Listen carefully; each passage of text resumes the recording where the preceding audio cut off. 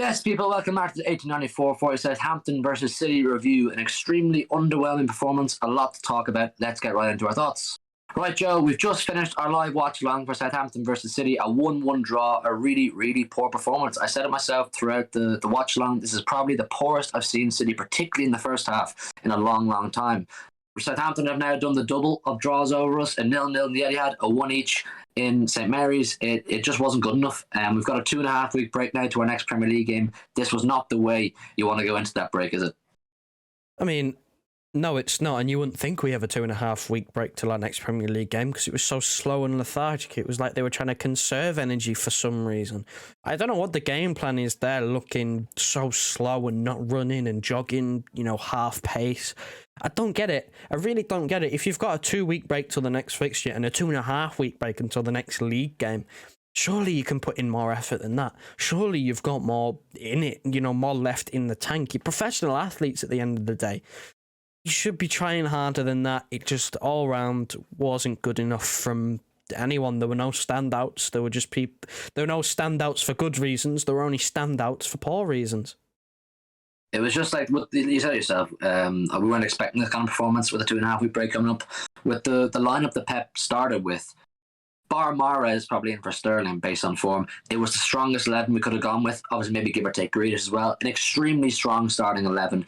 Absolutely more than enough quality to blow Southampton out of the water. But that's not the way it panned out. For those of you who watched the game, obviously you'll know everything we did was extremely slow, lethargic, sluggish. We'll get into individual players' performances now in a second, but overall as a collective unit, the team simply wasn't good enough. Some players that we've been relying on a lot this season, who've had really, really good performances this season consistently, simply didn't turn up today. So the first controversial thing to talk about, I think, is obviously the one that happened on the 6th or 7th minute. Kyle Walker-Peters got the opening goal of the game. A great finish from him, I'll admit that. Fantastic outside of the boot sort of effort into the far corner. Ederson couldn't really do much about it, but there are players to blame for this. We brought this on ourselves. Cancelo not tracking back. He seems to be happy to go forward, Jack Cancelo, but he wasn't tracking back following his man. Phil Foden, something similar, and Laporte, for me anyway, was caught slightly out of position. So we allowed Walker-Peters to come through, a big gap to get in and stab the ball home. What are your thoughts on this goal? It was a complete calamity of errors, which starts with Sterling not putting enough pace on the ball to slip Walker in to put across the box. We were absolutely seething at the time that Walker was making an overlapping run. Could have played it square, across the box. Again, corridor of uncertainty. You never know what's going to happen. And Sterling, for whatever reason, just doesn't put enough weight on the ball. He gives it away.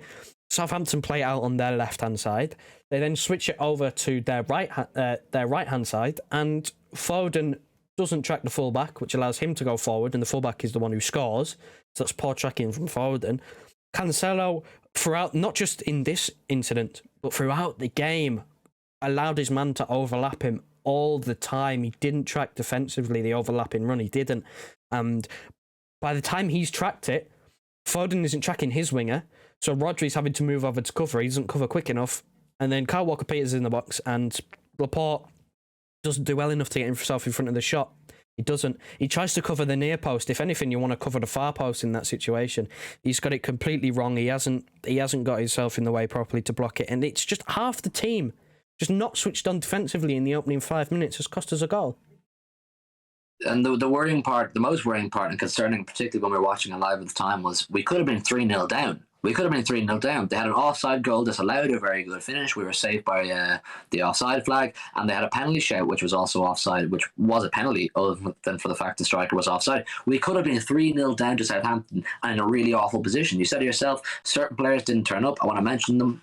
Cancelo, for me, had probably his worst performance of the season. He was very ineffective going forward, having very much wild shots at goal, ending up in Rosette. His crossing was poor, his decision-making was poor. Bernardo was okay, but he was nowhere near his beautiful best as usual. Rodri didn't have any impact in the game for me either. Laporte got his goal, but defensively wasn't switched on at times. The back four as a unit did not look switched on at times. They didn't look like they were working together as a unit, and that was allowing Southampton to get in behind and create chances. They could have scored a few more goals. What I was saying was throughout the live stream, a better team would have beaten us good and proper tonight. But the most notable poor performance for me, there was a couple. Obviously, Sterling missed an absolute sitter, unforgivable. But the worst performance for me, the one I was really, really upset with, was the man who was the hero for us last week against Chelsea, got a fantastic goal, played great, was De Bruyne. Went from hero to zero in about 7 days, and it was completely unacceptable, his performance tonight. We love Kevin De Bruyne. He's been an absolute fantastic servant to the club, and I have no doubt he will be a great player once again. But for those of you who watched the game today, it just wasn't good enough. His crossing was a schoolboy-esque, genuinely schoolboy-esque, not beating the first man most of the time. He got his assist for the goal, very good assist. He hit the crossbar with a shot. But other than that, De Bruyne was genuinely really bad, really bad. And there's some other players who weren't far off either. Phil Foden was nowhere near his best. Jack Grealish had little or no impact. The guy seems incapable of using his left foot. He insists on turning back, playing back, or just cutting in on his right foot, which is extremely predictable for defenders. There's a lot to talk about there, Joe. I suppose start off with the Raheem Sterling unforgivable missed opportunity. I swear to God, I mean, I said in the live stream, my nan would have scored that. Well, that's his confidence gone until he scores again, which I'm really upset about because he's on a really, really good run until this point.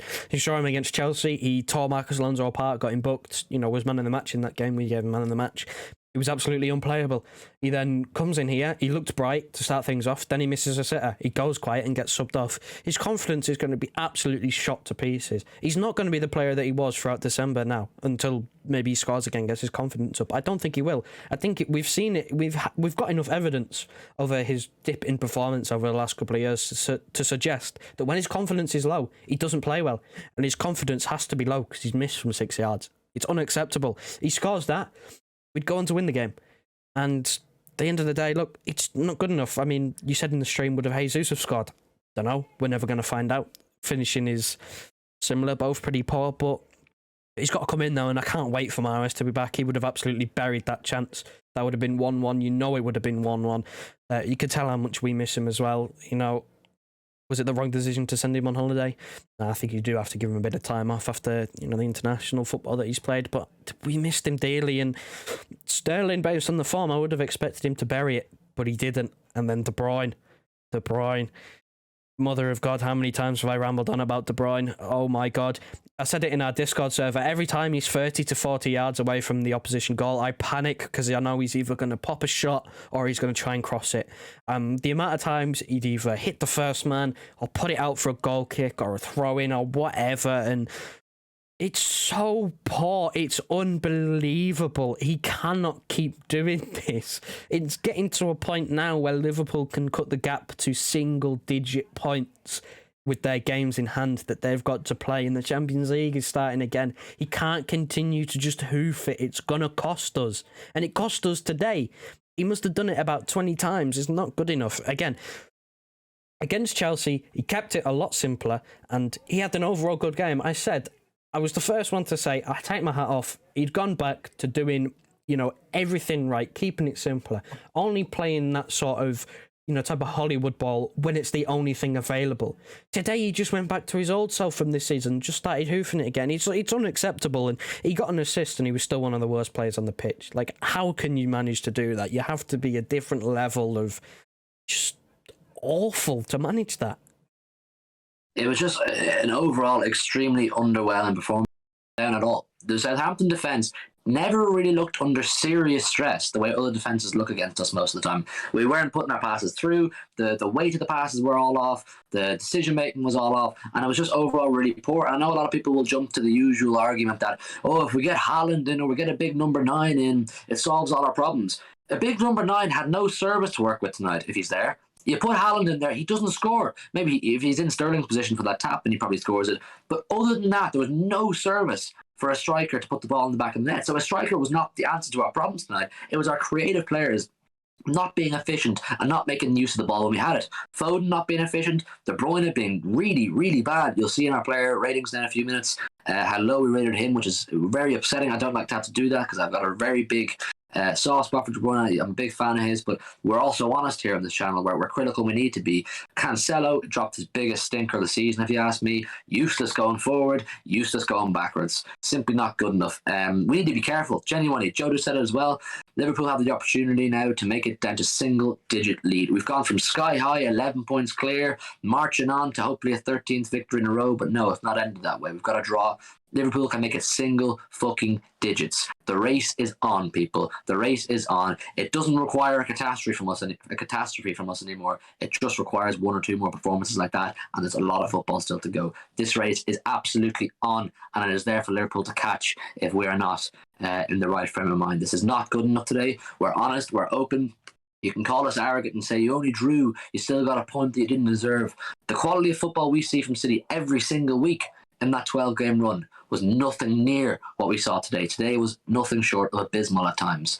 Great finish from Laporte. We were asking for players for him to be pushed up the pitch higher at times to get on the end of some of these crosses, but they weren't there most of the time. I don't know if that was a Pep decision, and of course the short corners for us was a massive issue. They just don't work. I simply say it now. I don't like to disagree with Pep or the set piece coach, but they simply just weren't working today, and it required adjustment.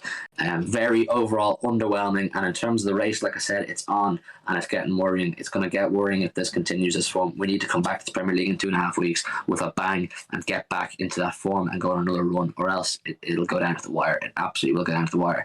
We're going to move over to our player ratings now. It was a tough one for us to have to do today. We don't usually rate players this low. We're usually quite almost flattering with our ratings, but today we've been very hard. We've been very almost cynical with it, but it's just the way it has to be at times, people. Let's get over to it. All right, so we're going to put our player ratings up on screen for you to see right now. If you disagree with us, do let us know down in the comments. If you think we're right, let us know down in the comments. We love hearing your thoughts. Ederson saved us a couple of times. I thought he deserved a 7. Didn't have to do anything major. When he was called upon, he was fine. I don't think he could have done much about Kyle Walker-Peters' goal. I think it was a fantastic finish, and it was very much just a lack of defensive awareness. It was a defensive blunder is what it was. It wasn't an Ederson blunder. He's not to blame in this, and that's just a fact. Cancelo, we spoke about it a few minutes ago. We gave him a 5. Absolutely crap from him, if you ask me. Wild decision making, lack of quality in what he actually did do with the ball. His crossing, his passing at times, the weight of the ball is not good enough. Laporte, you'll see the star beside his name. We gave him a 7. We're not even going to call it man of the match. We gave him the star today because he got the goal. Simple as. I still don't think he was absolutely fantastic either. He didn't warrant more than a 7. Diaz didn't actually have much to do. I can't remember much of Ruben Diaz, and for a centre half, that's probably fine if you can't remember much because it means he didn't have any howlers. And Walker had absolutely no influence in that game whatsoever. He got a 6 from us. He was almost ineffective going forward. Didn't see much of him in defence either. I'm sure he was fine. But in comparison to how effective Walker usually is, he was just not at it tonight. Simple as. Joe, the back four. Oh God, where do I start? They had little to deal with, but didn't deal with it well. That's about as well as I can sum it up, really. Ederson, no chance on the goal. It's come from half the team just not being switched on defensively. He, it's a great strike, great finish. Nothing to do with him. Cancelo did absolutely nothing. I can't think of a highlight from him at all. Good or bad, really. There's probably ones bad that I can think of that I'm just forgetting because I just want to forget this game, to be honest. Really and truly. Laporte, star beside his name, 7. Because he scored. If he doesn't score, he gets a 6. Because he had that one good block when Southampton were away on the counter. Apart from that, that was about it. He had a part to play in the goal that conceded. But again, he scored. He redeemed himself by scoring. But at the end of the day, it's not good enough.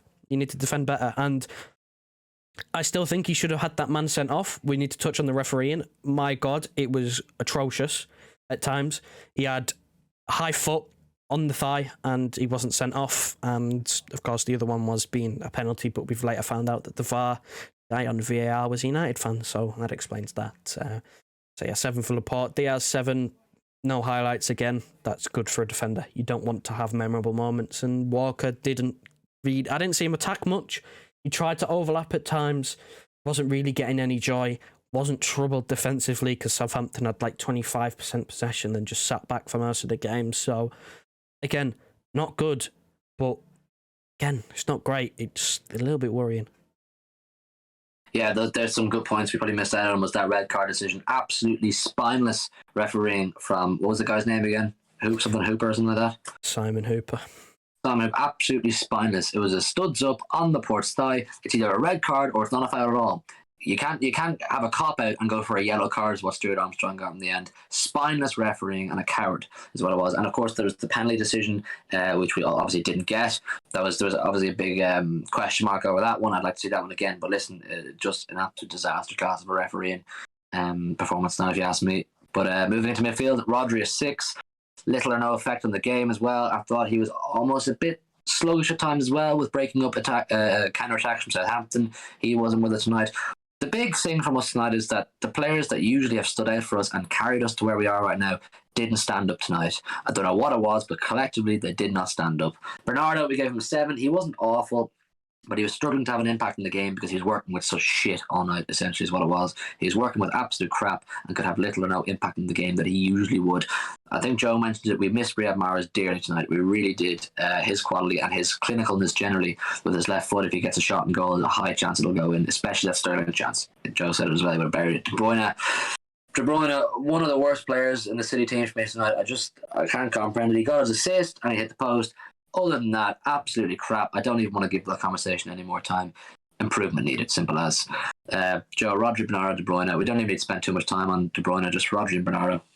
Rodri had his forward passing again was very good. I'm still liking the fact that he is willing to pass it forward, but that last 10 minutes of the game where he just couldn't complete a pass to save his life and he kept giving it away, that was just so poor. That was at the end of the game where we needed like a moment. If we got one moment, we'd have won the game and got 3 points. And he just kept giving the ball away in that last 10 minutes. In the crunch time when we needed it. And he failed with the counter-attack so much. He didn't get booked. I don't think I saw him bring anyone down on the counter-attack. He never tried to stop it once. He was always caught lacking. He was on his heels. It just wasn't good enough in transition from him today. And, you know, rare bad game because he's been so good this season. And like you said about Bernardo, working with absolute dross tonight, both in front of him and beside him. Absolutely no one. If anyone was going to do anything, it was him.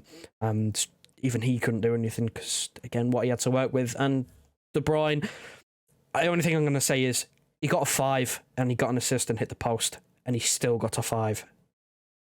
Yeah, absolutely enough said. And I just want to go really quickly back to that red card decision because as we were recording, I saw a notification on my phone there come up and an image of Laporte's knee or his thigh. He's got a massive gash sliced through the middle of his thigh. That just proves the point that it was absolutely a red card, dangerous play, could have broken his leg. That's not even a joke. You'll see the images yourself if you go on Twitter. There's a massive gash in his leg, absolutely spineless refereeing. It was reviewed by VAR for about 3 minutes and they came to the conclusion that a yellow card was sufficient. Embarrassing. Moving into the front three, I'm just going to talk about Foden and Grealish at the same time because they're essentially the exact same for me. Both a 6. Both had very little impact in the game.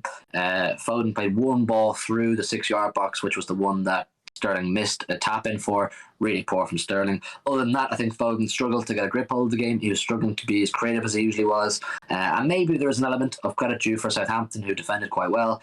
And Grealish really just had no impact for me. I hate to say it. He just wasn't with it for me.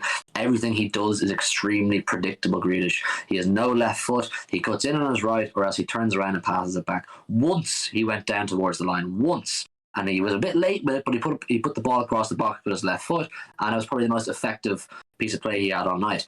Early in the game, first 10-15 minutes, he picked the ball up deep a few times, made a few decent runs, but overall simply not effective enough, and that's just fact of the matter. And then finally, Sterling, we gave him a 5, possibly flattering. Based on literally the first 20 minutes, he looked okay, but other than that, he was ineffective. And I'm sorry, that chance he missed was just unforgivable. Really unforgivable. And as Joe said, I'd imagine his confidence he'll need to work on that because it would shoot my confidence. And I hope Pep can work on with that because. But the actual incident itself is just embarrassing. I just don't know how he missed that. And Mahrez, as Joe said as well, would have absolutely buried that. I've no doubt. Those front three, Joe. Oh God, where do I start? Foden did absolutely nothing. He had one moment, he should have got an assist, and apart from that, like you said, nothing else. Struggled to really get on the ball properly. Doesn't help when his overlapping fullback also disappeared from the game entirely. That also tends to not help. And then Grealish, if anything was going to happen in the first half, it was going to be Grealish. He was the man in the first half that was dropping deep, made a few good runs, got brought down a couple of times. But then again, in the second half, just completely, it's almost like he just switched off. soon as the second half started. Second half, we come out, we play much better at the start of the second half. He wasn't involved in it at all. I don't know what it is. I really don't know what it is. Maybe he still thinks he's supposed to be that guy who's always on the ball and has all the time in the world because he's the main man. He's not anymore. He's got teammates around him that can help him, that are supposed to be helping him, that will help him. And he just seems to be just taking too long on the ball. Overall decision making today was just poor from everyone. Let's not get it twisted. Everyone had multiple times where they made the wrong decision, the wrong pass, held onto the ball for too long.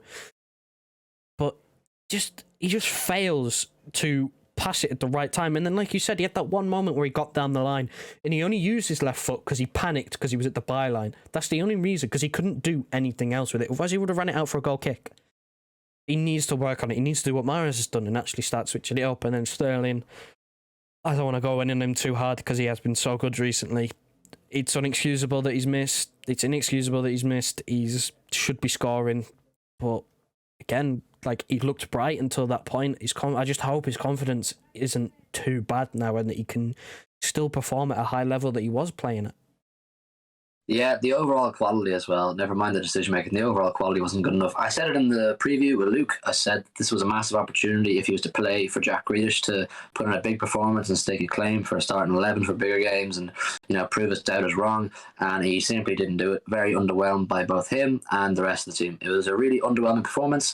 The moral to take away from this review, and of course the match if you watched it, is we need to be careful now. We need to be cautious and not. We can't afford to drop any more points and let Liverpool really, really back into this race. The race is on, but we can't afford to let them back anymore. Listen, we're going to leave it there. Very disappointing result. I know a 1-1 for some people may say it's not the worst, but for us, anyway, it just isn't good enough. Please leave a like on the video if you would. It might cheer us up a little bit. We've just hit 1.2k subscribers. Absolutely fantastic support. Really appreciate it. So do subscribe if you're new as well. And we'll see you very soon. The stream highlights will go up tomorrow, so do have a look at them if you never got to see the actual watch along. Good night. God bless.